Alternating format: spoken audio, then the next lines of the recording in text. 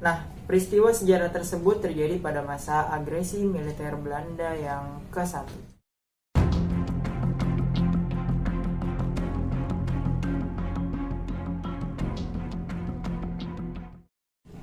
Agresi militer Belanda yang ke-1 merupakan sebuah operasi militer resmi pertama yang dilakukan oleh pihak Belanda dengan tujuan untuk menghancurkan kedaulatan bangsa Indonesia, sehingga pihak Belanda dapat menguasai kembali daerah-daerah yang memiliki potensi ekonomi, seperti perkebunan atau tambang minyak. Selain itu, pihak Belanda melakukan operasi militer ini juga bertujuan untuk menghancurkan kekuatan tentara Indonesia yang pada saat itu masih baru terbentuk dan belum memiliki kekuatan yang penuh. Aksi agresi militer Belanda 1 ini dimulai sejak dikeluarkannya ultimatum dari Gubernur Jenderal Hindia Belanda, yaitu Van Mook, pada tanggal 15 Juli 1947 Masehi. Pada saat itu, pemerintah RI diminta untuk menarik mundur seluruh pasukannya dari garis batas demarkasi sejauh 10 km. Namun, ultimatum tersebut tidak dihiraukan, sehingga akhirnya pada malam 20 Juli 1947 Masehi, Gubernur Jenderal Van Mook mengadakan sebuah konferensi pers yang mengatakan bahwa Belanda sudah tidak terikat lagi dengan perjanjian Linggarjati dan akan melakukan aksinya. Aksi militer ini disebut oleh pihak Belanda sebagai aksi polisinil yang dilakukan kepada negara Indonesia karena dianggap telah melanggar isi dari perjanjian Linggarjati. Dengan demikian, Belanda pun menganggap tindakannya merupakan urusan dalam negeri yang bertujuan untuk membalikan ketertiban umum. Maka pada tanggal 21 Juli 1947 Masehi dimulailah agresi militer Belanda yang ke-1.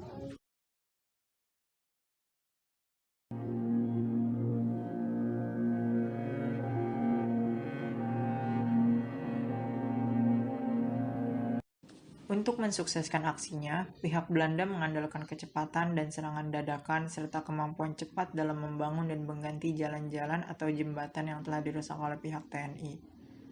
Belanda juga mengerahkan seluruh pasukan yang dimilikinya, baik itu pasukan darat, laut, maupun udara. Untuk menerobos pertahanan bangsa Indonesia yang berada di darat, pihak Belanda menggunakan tank-tank serta panser yang kebal terhadap senjata ringan. Sebagai tembakan pemusnah jarak jauh, meriam-meriam artileri juga ikut dikerahkan untuk menghancurkan pos-pos pertahanan bangsa Indonesia.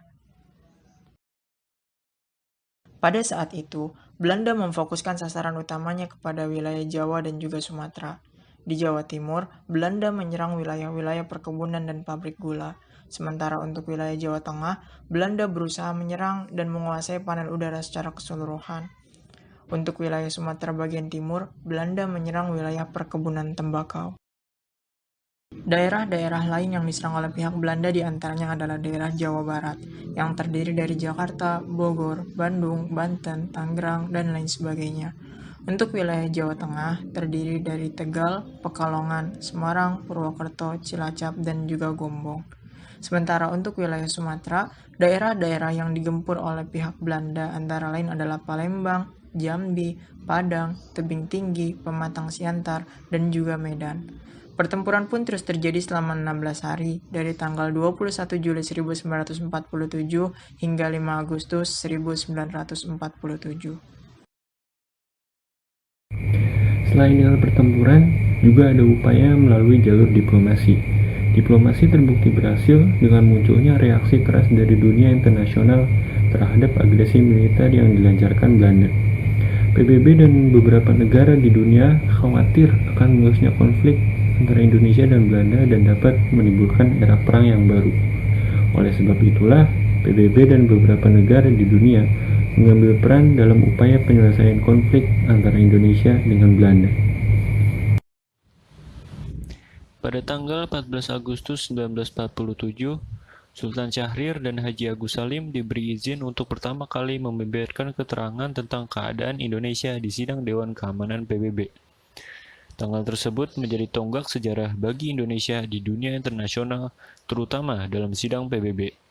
Dengan penguasaan bahasa yang baik dan struktur bahasa yang tersusun rapi, Haji Agus Salim memberi pidato yang mengubah banyak pendapat dan pandangan wakil negara yang sebelumnya percaya begitu saja pada pernyataan-pernyataan yang dilontarkan Belanda, kemudian menjadi semakin banyak negara-negara yang simpati terhadap perjuangan Indonesia.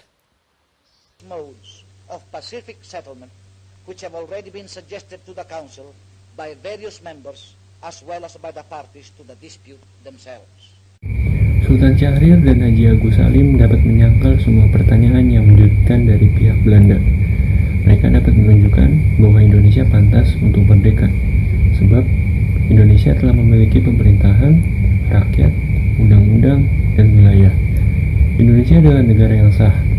Mereka menunjukkan kepada dunia internasional bahwa agresi militer Belanda yang terjadi pada 21 Juli 1947 adalah penjajahan atas negara Indonesia yang melanggar kode etik kemanusiaan.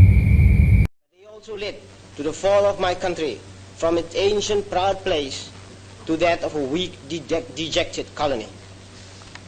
Long after we as a people had, so to speak, disappeared from the face of the earth, the general political awakening of Asia, the rebirth of the Orient, also affected us. At the end of the 19th century, we began to regain our soul and gave birth to a national movement which aimed at freedom from Dutch colonial rule. Now that the Security Council has already called upon both parties to cease hostilities forthwith, and now that both parties have accepted the order of the Security Council, there has been an increase in the hopes of the Republic for a peaceful solution. So long, however, as Dutch troops remain in Republican territory, there remains the threat to the very existence of the Republic, and therefore also to lasting peace.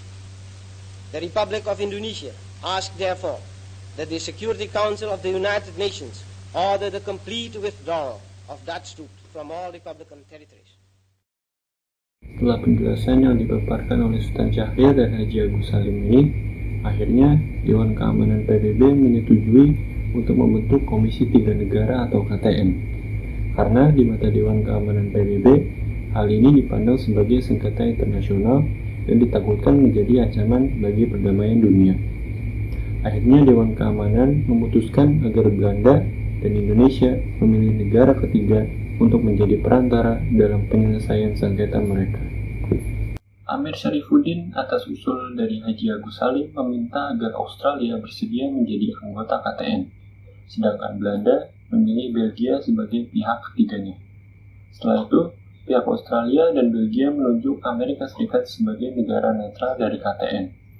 Melalui perantara Komisi Tiga Negara, yakni Australia, Belgia, dan Amerika Serikat, pertikaian antara Indonesia dan Belanda dapat ditengahi dan Belanda menerima resolusi Dewan Keamanan PBB untuk menghentikan serangan. Selain itu, Polandia dan Uni Soviet juga mendesak agar pasukan Belanda ditarik dari wilayah Republik Indonesia.